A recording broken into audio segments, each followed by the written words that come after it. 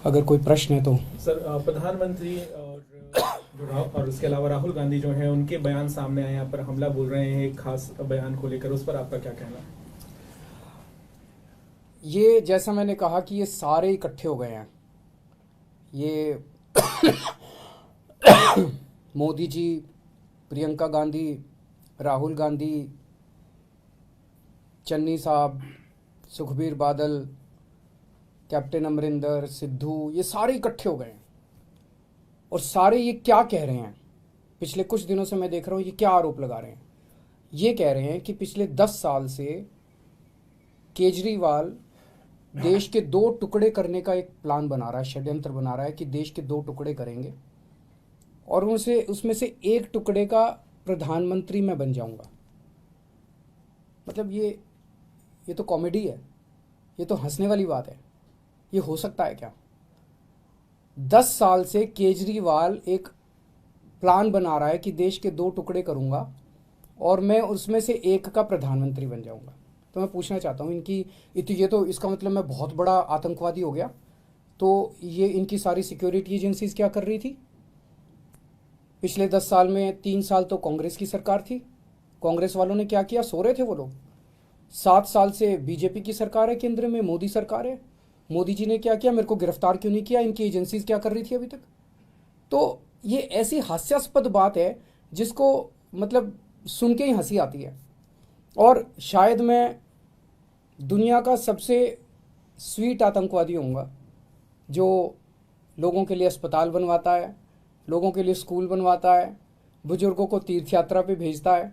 आज तक तो मैं समझता हूँ कि दुनिया में ऐसा कोई आतंकवादी पैदा नहीं हुआ जो सड़कें बनवाता है, पानी बनवाता है, बिजली ठीक करता है, लोगों को बिजली फ्री देता है, लोगों की सेवा करता है।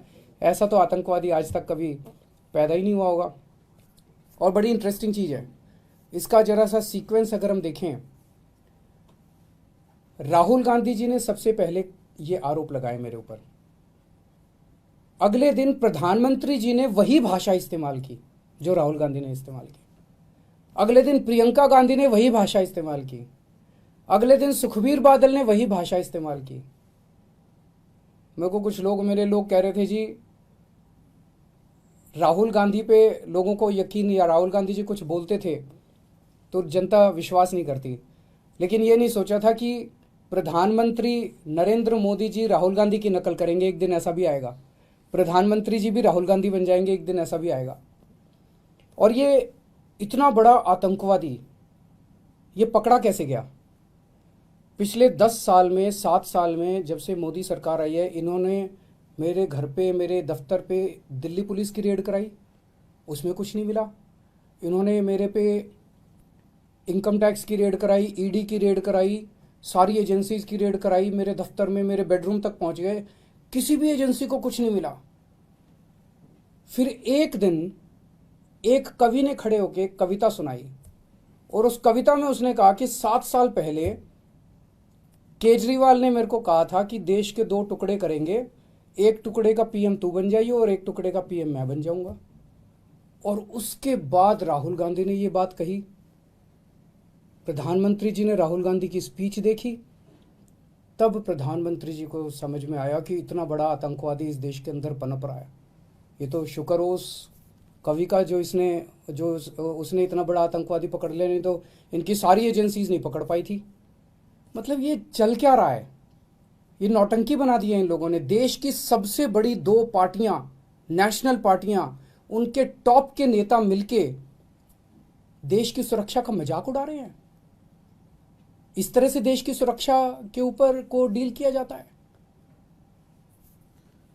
मैं समझता हूं कि आतंकवादी 2 किस्म के होते हैं। एक वो आतंकवादी होते हैं जो जनता में खौफ फैलाते हैं, और एक वो आतंकवादी होते हैं जो भ्रष्टाचारियों में खौफ फैलाते हैं। आज ये सारे भ्रष्टाचारी इकट्ठे हो गए हैं, सारे चोर लुटेरे ये सारे इकट्ठे हो गए हैं, और ये मिलके इनको मेरे से डर लग रहा है। एक तरह से इन लोगों के लिए मैं आतंकवादी हूँ, जनता के लिए तो मैं स्कूल बनवाता हूँ, जनता के लिए अस्पताल बनवाता हूँ, लेकिन इन लोगों के लिए मैं आतंकवादी हूँ। इन लोगों को रात को नींद नहीं आती, सोते हैं तो इनके सपने में आता हूँ मैं। 100 साल पहले भगत सिंह पैदा हुए थे। भगत सिंह को अंग्रेजों ने आतंकवादी बोला था। मैं भगत सिंह को बहुत मानता हूं, मैं अपने आप को भगत सिंह का चेला मानता हूं। देश जानता है कि भगत सिंह जैसा कट्टर देशभक्त कोई नहीं था।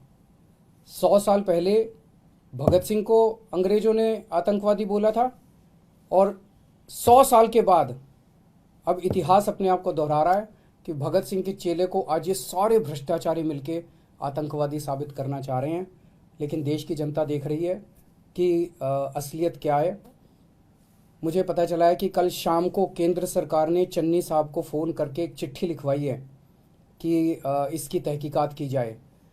तो अगले 1-2 दिन में मुझे खबर मिली है, एक ऑफिसर का फ़ोन आया था कि अगले 1-2 दिन में एक NIA में एक FIR दर्ज की जाएगी मेरे खिलाफ। सबका उन सारी FIR का स्वागत है, लेकिन ऐसे इस तरह से अगर देश की सुरक्षा को केंद्र सरकार डील करेगी तो देश की सुरक्षा को लेके काफ़ी चिंता होती है।